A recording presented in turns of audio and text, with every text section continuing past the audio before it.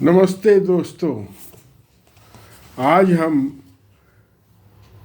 कूड़े के सपने जो संग्रह है, जिसकी कविताओं के वाचन का सिलसिला हम पिछले कुछ दिनों से कर रहे थे, उस सिलसिले को पूरा करने का प्रयास करते हैं।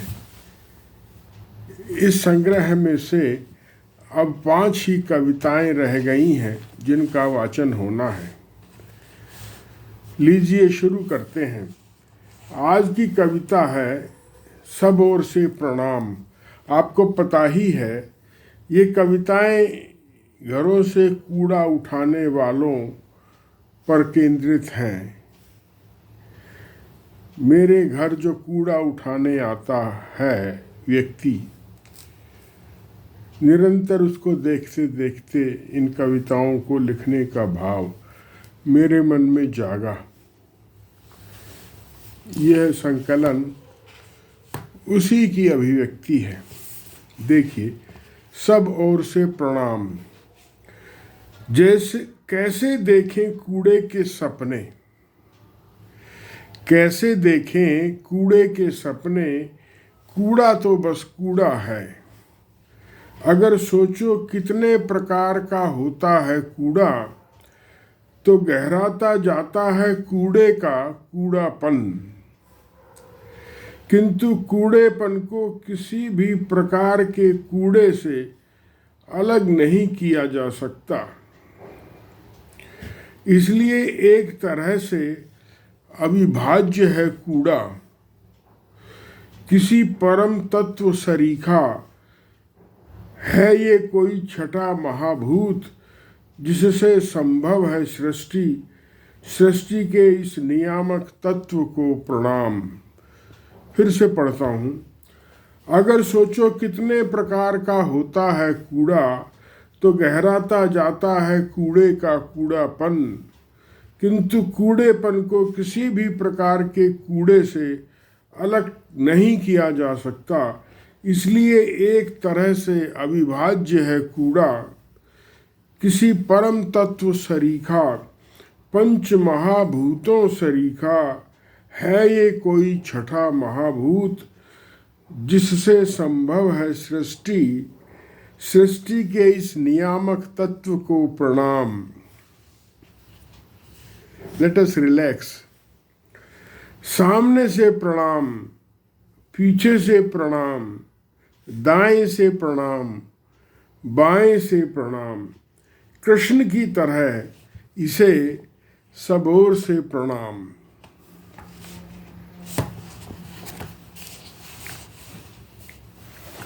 अब अगली कविता है, छोटी सी है, 3-4 पंक्तियों की। इसका शीर्षक है कृतकृत्यता। कृतकृत्यता। अधूरी इच्छा सा है कूड़े वाला, हमारी उसे पूरी होती देखना चाहते हैं। अधूरी इच्छा सा है कूड़े वाला हमारी, अधूरी इच्छा सा है कूड़े वाला हमारी। हम उसे पूरी होते देखना चाहते हैं उसकी खुशहाली में। हम उसे पूरी होती देखना चाहते हैं उसकी खुशहाली में।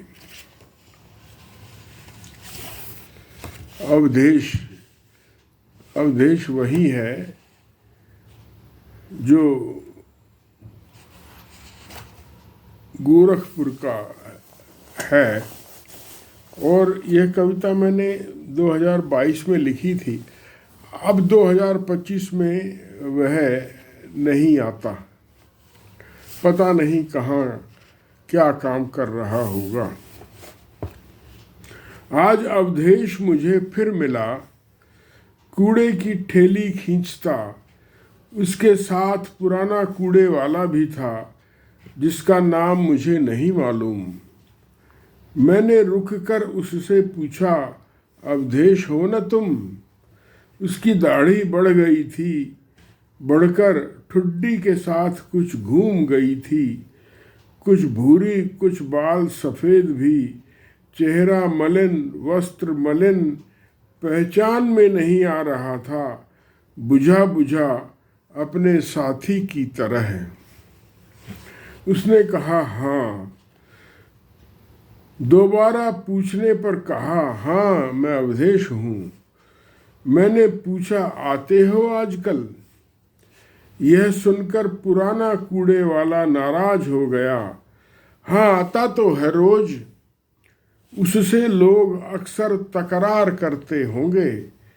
कूड़ा उठाने किसी दिन न आने पर भला बुरा कहते होंगे अक्सर, इसलिए उसने सोचा मैं भी वही कर रहा हूँ।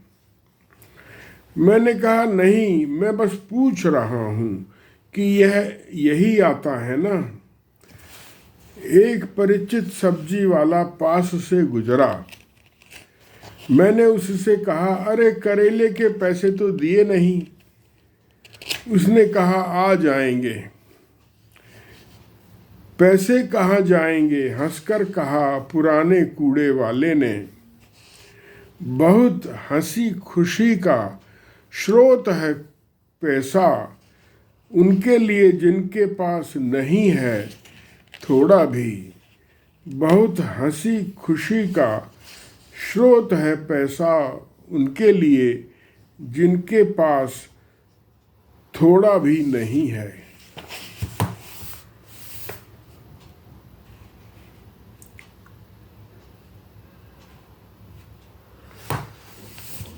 अब अगली कविता देखिए, रामावतार। अवधेश अपनी ठेली के पास खड़ा था।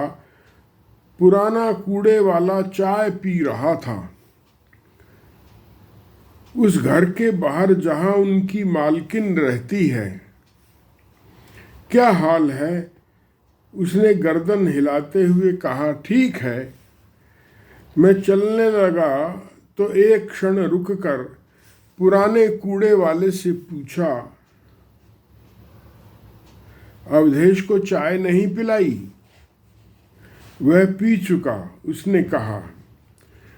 उनकी मालकिन रोज चाय पिलाती है उन्हें। मैंने पुराने कूड़े वाले से फिर पूछा तुम्हारा नाम क्या है? रामनाथ, उसने कहा। एक स्वयं आप, अब आगे देखिए, एक स्वयं आप, एक आपके नाथ, एक अवधेश और एक रामनाथ। एक स्वयं आप, एक आपके नाथ। हे राम जी, कलयुग में क्या तुम सिर्फ कूड़े वालों के रूप में जन्म लोगे?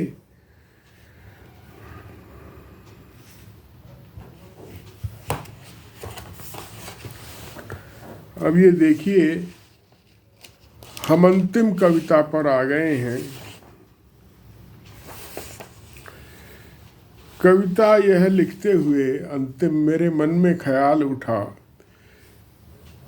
कि कभी कोई ऐसा समाज बनेगा जिसमें कूड़े वाले नहीं होंगे, किसी को दूसरों का कूड़ा नहीं उठाना पड़ेगा। फिर बचपन में हमने सुना था कि अमेरिका में कूड़े वाले भी कार में आते हैं कूड़ा उठाने के लिए, माने कि सब अमीर हैं। फिर अपने पड़ोस चीन में नजर गई, उनका विचार आया तो मुझे लगा शायद वहां भी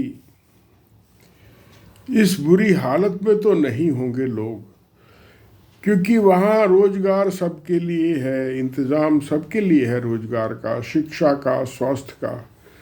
ये तो उनके शासन ने किया है और ये कोई छिपा हुआ नहीं है। उनकी राष्ट्रीय आय हमारी से 6-7 गुनी ज़्यादा है।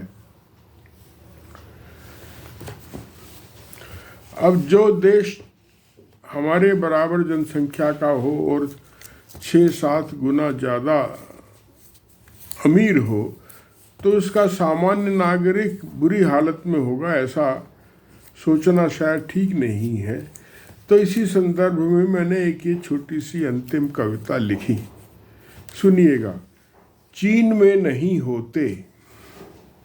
अवधेश और रामनाथ के बारे में यद्यपि कवि कुछ नहीं जानता, किंतु वे कविता राजनीति और धर्म को ध्वस्त करके खड़े हैं।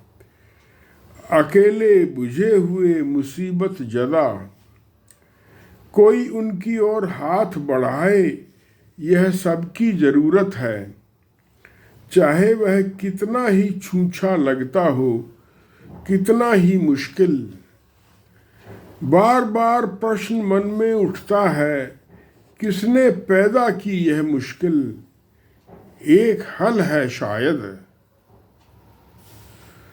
सुना है चीन में नहीं होते ऐसे कूड़े वाले। आज का यह सत्र यहीं समाप्त, और यह कविता संकलन, इसका वाचन भी यहीं समाप्त। नमस्कार, धन्यवाद।